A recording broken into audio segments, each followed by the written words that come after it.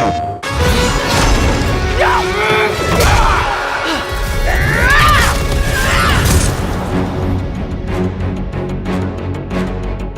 everybody, my name is Corybal록. I am the head of creative here at Santa Monica Studio, and I am excited to be coming here to talk to you a little bit about the God of War franchise as we're expanding out, TV, some games, but most importantly, most specifically for today, we're here to talk about God of War Laufey. And I have the director here sitting with me that I'm going to be talking to. Ariel Lawrence is somebody who I've worked with for 23 years. See, she's laughing because that, my God, is a long time. And obviously we've done different things throughout all of that, but we're going to get to know Ariel just a little bit in this sit down and talk a little bit about our past and what the game is that we're making here. Ariel Lawrence, yes, how are you today? Excited to be here. Excited to be here. That's good. That's a good answer. That's a good answer. Look, so when did you start working at Santa Monica? When was it? I started working at Santa Monica in August of 2003, wow. When I was right out of film school. I got hired to cut trailers and videos, and I cut the TGS trailer for the first God of War. And then I wanted to do more than wait tables, so I asked if there was anything else I could do around here, and I ended up working in production. And I worked on God of War 1, 2, 3, Ascension, and I was 2 years on 2018 before I took my little walkabout in the world. And then I couldn't get enough of this place. I came back home. That's quite an amazing journey. You have deep roots with the God of War world. Cutting the trailer for TGS, that was like the first sort of thing that I worked on, I think, when I got here as well. So that was back in the day when Kratos had blue tattoo. Yeah. And we're still calling him Dominus. It's still calling him Dominus. Yep. Yeah, and the team was only like, 30, 35 people maybe? Small compared to now. It was weird. It's weird to think about making games with that small of a group of people. When we were like 65 people, that's so much. And then we got to 100, that's so much. Yeah. Oh, what are the most memorable aspects of working on God of War, the whole franchise? The whole franchise? I mean, I think each game definitely, left its mark or scars, battle scars. Yeah. But, it's like the studio's just the commitment to quality and the late nights with each other trying to figure out some problem or make some magic happen in the middle of the night, or coming back in and somebody took a smoke break and, I don't know, maybe changed the boss of God of War 2. I think that might have been I feel like that's a dig at me. I feel like I'm going to own that one because that's entirely true. But, every game was like a new set of challenges. Like, how do you make Titans? How do you make the trailer for the Titans come through? Yes. How do you make multiplayer? How do you reinvent Kratos? Where does he go? So it's always an exciting story. Why did you want to come back to the studio? What made you decide this is where I need to be? The short and probably semi-uncomfortable answer for this interview is I came back for you. Definitely that bar of excellence has been in my head for a long time. Your creative voice has weighed down on some projects of mine. And I don't know, I just missed the team's commitment, just the people here. I came back for the people. I came back for the people. I came back. I like that. That's better than coming back for me because the voices in my head are not ones to follow. That's your voice in my head, not your voices in my head. That's different. True. If you had my voices in your, that's not even. That's a whole nother series of videos, I imagine. So, when you found out coming here that you were going to work on a Faye game, what was your thoughts? I was excited. I was a little shocked, surprised, I think, that we were going to do something different. I think when I was coming back and talking to folks, I had just assumed it would be another Kratos game, and that's who I would be telling stories about for the rest of my life. And I was okay with that. But I think finding out about Faye and just seeing somebody whose journey that we could really explore and turn new pages on was exciting. Looking at the world in a different lens was exciting. So it was, just saying yes to that opportunity, I think was really cool. It's a good outlook. Just say yes to that opportunity. That's what has gotten me into a lot of trouble over the years. That's true. I still can't present position included. Yeah, I always try to talk people out of directing. You these did games. try to talk me out of doing But this. I try to be upfront and straightforward Yes. about it, just so that people don't feel like you tricked me. Like No, or, you were know, very feel like I tricked honest him. about the work that it entailed for doing this. Yes. Yes. And it's exciting. Faye is, while it's a different thing, it's still part of the larger tapestry of what we're doing. We really want to explore all these different characters in there, but there's always going to be Kratos games. Like throughout the whole for sure. history, we're super Yeah, we excited can't not about tell that. stories about the big guy. Let's go into directing. What are you most excited about in stepping into the role as a game director? There's like a fine line between excitement and being terrified. I think I'm on the edge of excitement most of the time, but I think being able to be curious about everything on the game. Previously, I had done a lot of work on story and cinematics and in different pipelines for the game, but this really got me able to be nosy and ask questions and really get people to look at things differently from a lot of different perspectives.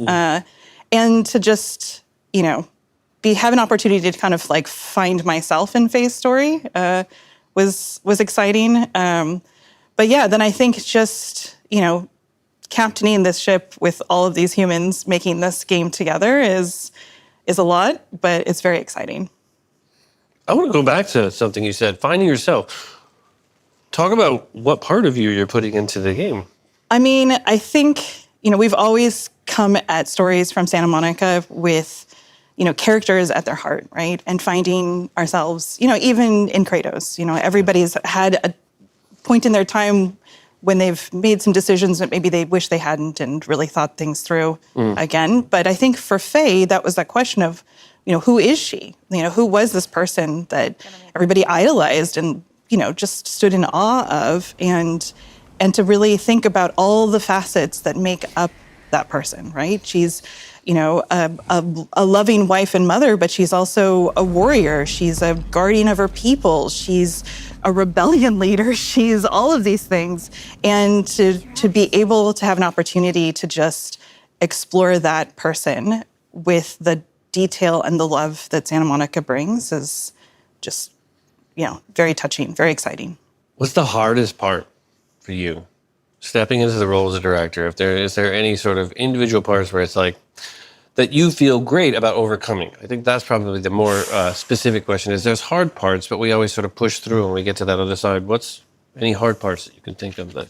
I mean, I think the hard parts there are definitely some places where I feel, comfortable, story is a comforting place for me. But there are some places that are new in a way that having to be familiar with that depth, there's engineering things and design issues and all sorts of things, and everybody has a question and they all need their answers immediately, and trying to kind of keep the potluck that we have going and becoming still digestible at the end of the meal, like that's been very difficult sometimes, of just trying to get everything they need to be as creative as possible, and then keep a handle on making sure that it still tells a singular story of Faye. I think that's been it's been a learning and growing experience as time has gone on. And there's always voices from the top and there's always voices from the bottom. Everybody has an opinion, which is one of the things I love about Santa Monica. And it's trying to figure out how to temper those to make sure that we're being truthful to who Faye is and what her journey is on that.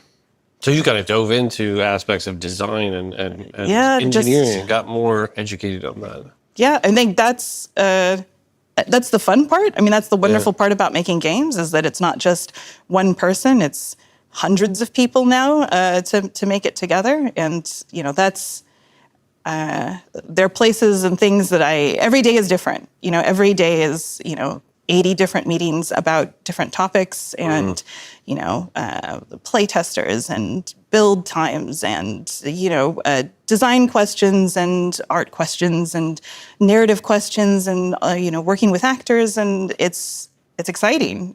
So I don't know, it keeps me busy. Never a dull moment. Exciting, overwhelming, but fantastic. And you are doing an amazing job at it. I appreciate Falling into the crazy fray quite well. So for the folks at home who haven't seen the announce that we've done, why don't you do a little Recap, tell us what that's all about. Well, the game reveal that we just showed, hopefully everybody's gotten a chance to see it. If not, maybe they'll take a chance right now. But we start with Faye's dead. We wanted to start exactly... we wanted to start exactly where the players were, which is, in God of War 2018, her death was the impetus for Kratos and Atreus' journey together and their growth together and going on to Ragnarok. We debated whether or not to tell a story before that. And what we really wanted to do was just pick up exactly where the player was, which is Faye's dead, and she finds herself in the afterlife of the gods. And there she discovers some things that make her question whether or not Kratos and Atreus are safe. And she's determined to find a way back to help them. What do you want the audience to feel? I'd like the audience to watch the game reveal and be like, this is amazing. I can't wait to play this. I can't wait to be in Faye's boots kicking ass. That's what I want the players to feel. I want them to be curious about the world and the opportunity that it has in magic and the gods that we're going to meet with all these mythologies coming together in the afterlife. I want them to be excited and swept away by the world and Faye's story and where she's going to go. But this is gameplay in this reveal. And this is showing that this is not a prequel. This is a continuation of the timeline right at the beginning of God of War 2018. What happened to Faye after that funeral? Exactly. And we were really intent on it being gameplay. We wanted the first taste for players to really center on what it's like to play this game and who this person is and really show you what you're going to get when you pick the controllers up. Speaking of who this person is, Faye, what is the most interesting aspect of her? Why is Faye such a compelling character? I know why. I have my own answer, but I'd love to hear your answer of why is she so compelling? I find great connection with Faye's curiosity about the world, her loyalty to her friends and family, just the fact that she goes into situations that she's kind of unprepared for and kicks ass anyway. And I think that, she's a little bit more improvisational than maybe Kratos might be. And she's not afraid to kind of be honest and show her kind of true self and emotions on things. And I think, for Kratos, we love him dearly, but I think sometimes he's a little closed off and he's learning to open up a little bit more. So I think with Faye... He's working on it. He's working on it. But I think with Faye, we got to be let in a little bit more. Where is this all taking place? Like we're talking about that Faye, she died, right? She died at the beginning of 2018, and now we're kind of moving into this game and going on the journey. Where is this? So Faye finds herself in the afterlife of the gods. So this is the birthplace and the ending point to which all magic returns. All magic. And so the amazing thing about that is twofold, right? We get all sorts of magic, a highly heightened magical world to play in. But we also get the return and the discovery of a lot of different mythologies coming together and what happens when those mythologies kind of meet up and being able to kind of encompass and throw our arms around different mythologies has been very exciting. Just getting to know different people and different people's stories. So the afterlife of the gods is kind of this transcendent place above kind of the mortal world and the afterlife of humans, and then the sort of underworld of humans. It exists sort of above all of that. Yeah, I mean, I think in Ragnarok, Odin really was kind of taken by that question. What happens to us when we die? We know what happens to the mortals when they die, but what happens to us? And so this is an answer for that question. What happens to gods when they die? And, things aren't working quite exactly the way that they should be in this afterlife of the gods. And magic isn't flowing exactly the way that it should be. So this afterlife's not exactly a paradise. It's a little bit more of a prison. It's gone a little bit cattywampus. A little bit. And the folks who are in charge there, who you'll meet in the reveal video, Sekhmet and Baxi, they've taken over things. And as two respective gods of war, they have a certain way of doing things. It's a little bit more violent. So this place is it's beautiful, it's magical, but it's very dangerous. From a gameplay perspective, how is this a God of War game? What makes it sort of fit in the pantheon of God of War gameplay? Well, we don't shy away from violence, that's for sure. So definitely true to our kind of brutal roots. But I think more than that, we're focused on Faye and telling her story and just really exploring the world through her eyes, that journey of her character and how she comes across this world. So I think that at the heart of it really just makes us a God of War game and a Santa Monica game. But, Faye affords us a few more opportunities than maybe Kratos might. Faye is a little bit more agile in the world than Kratos is. And she has a healthier relationship, I think, than with magic. She hasn't quite the past that Kratos has. She's more of the embracer of magic, whereas Kratos is the skeptical user of magic. Yeah. So definitely being in a world so filled with magic, we can really lean into that with Faye. And, we want to stay true to the hallmarks of a God of War game, just that close, combat, that agility, the exploration of our world, story at our heart. These are all things. Pick up and play. Absolutely. That sort of brutal, kind of intimate gameplay that we've been sort of refined through each of the iterations, taking it one step further and taking it one step further. What are some things that are kind of added to make it unique? Well, I think one of the first things that excited the team was that we brought jump back into the game. Kratos hasn't jumped for a little while.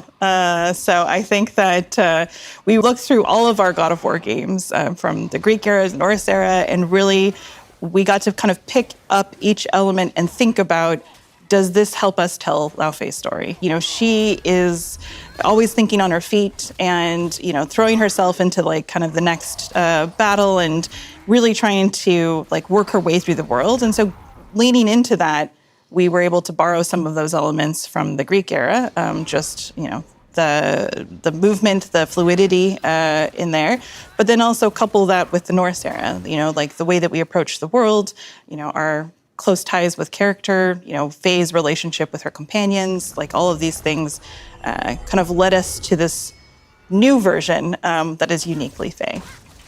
God of War Laufey. Laufey is played by the amazing and absolutely wonderful Deborah Ann Wall. Stunningly talented. Stunningly talented. He worded it so much better than I did.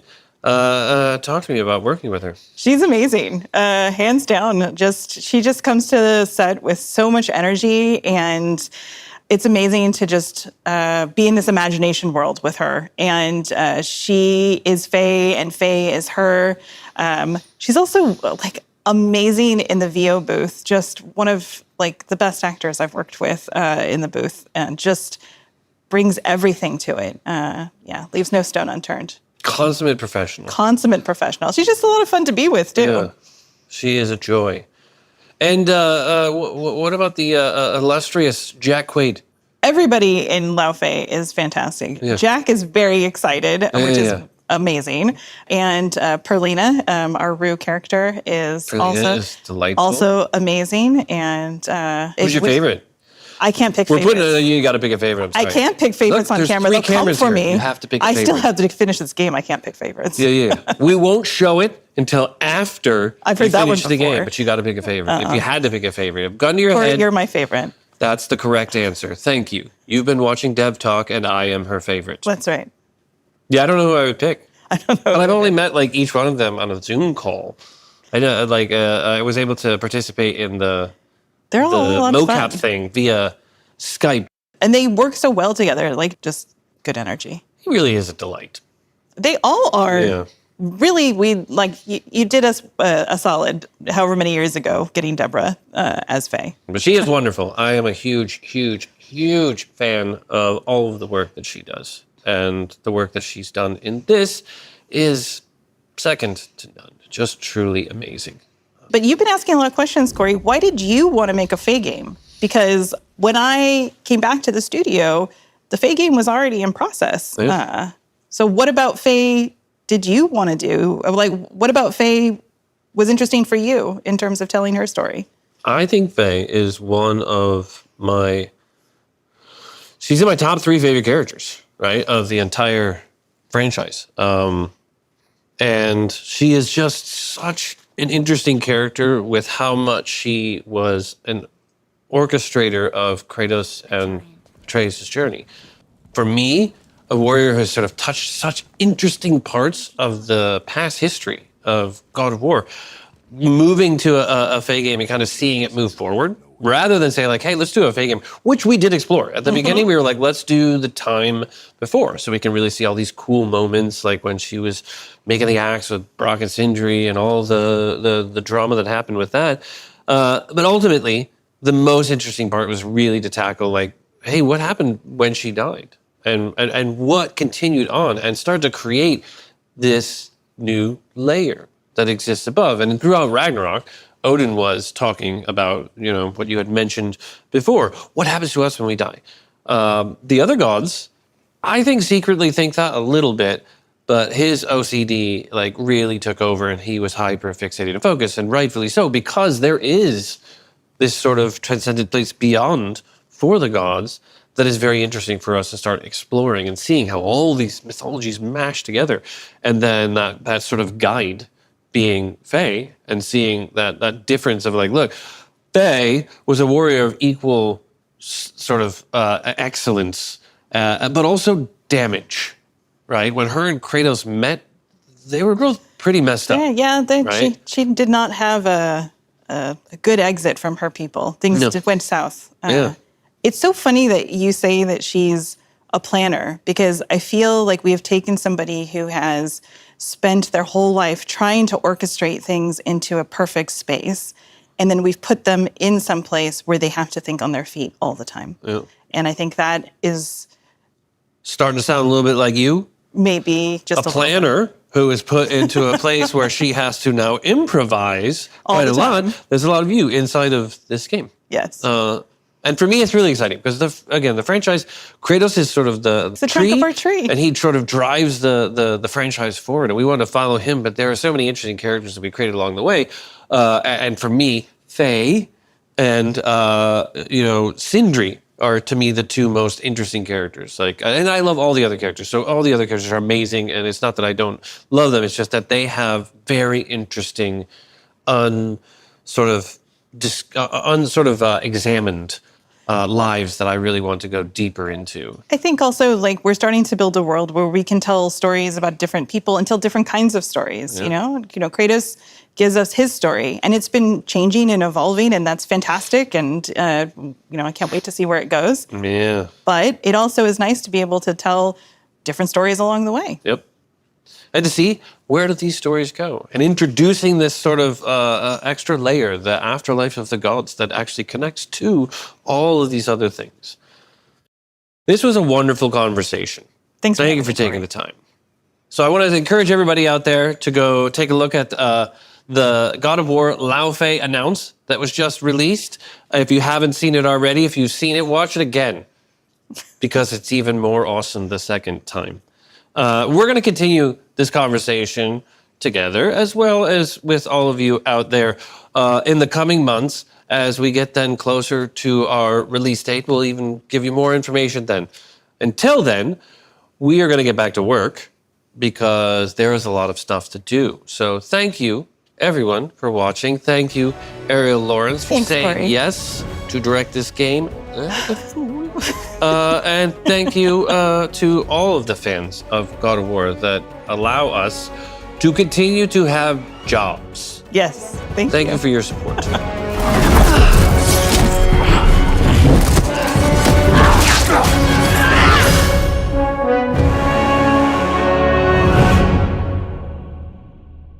PlayStation